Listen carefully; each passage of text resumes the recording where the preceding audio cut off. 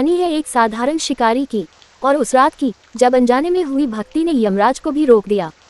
बहुत समय पहले एक घने जंगल में एक गरीब शिकारी रहता था। नाम था लुब्धक। वह रोज शिकार करके अपने परिवार का पेट भरता था। एक दिन पूरा दिन जंगल में भटकने के बाद भी उसे कोई शिकार नहीं मिला। रात हो गई। भूख से उसका शरीर कांप रहा था। जंगल में चारों ओर अंधेरा, जंगली जानवरों की आवाजें और डर। अपनी जान बचाने के लिए वह एक ऊंचे बेल के पेड़ पर चढ़ गया। उसे पता नहीं था उस पेड़ के नीचे एक शिवलिंग स्थापित था। रात लंबी थी, नींद न आए इसलिए वह बार बार पेड़ की डालियां हिलाता रहा। हर बार कुछ बेलपत्र नीचे गिरते रहे और सीधे शिवलिंग पर चढ़ते रहे।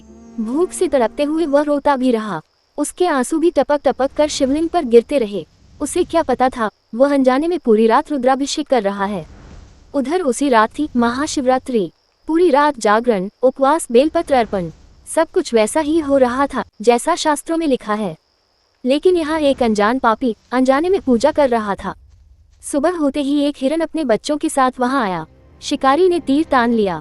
तभी हिरन बोला, मुझे जाने दो, मैं अपने बच्चों को आखिरी बार मिलकर वापस आ जाऊंगा। शिकारी हंसा, पर जाने क्यों उसका दिल पिघल गया। उसने हिरन को जाने दिया।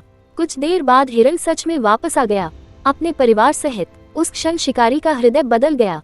उसने तीर फेंक दिया और कहा, आज से मैं किसी की जान नहीं लूंगा। उसी समय आकाश से प्रकाश उतरा। स्वयं भोलेनाथ प्रकट हुए। उन्होंने कहा, हे लुब्धक, तूने अनजाने में पूरी रात मेरा व्रत किया। तेरे आंसू मेरे लिए गंगाजल थे, तेरे बेलपत्र मेरी पूजा थे और तेरी करुणा मेरी सच्ची आराधना थी। कहते हैं उसी क्षण यमदूत आए, पर शिवजी ने उन्हें रोक दिया और उस शिकारी को मोक्ष दे दिया। इसलिए महाशिवरात्रि केवल तप या डर की रात नहीं है, ये करुणा की रात है, ये परिवर्तन की रात है। ये वो रात है जब एक पापी भी शिव का हो सकता है। तो इस बार जब आप बेलपत्र चढ़ाएं, याद रखिए, शिव को दिखावा नहीं, सच्चा भाव चाहिए। कमेंट में लिखें, हर हर महादेव।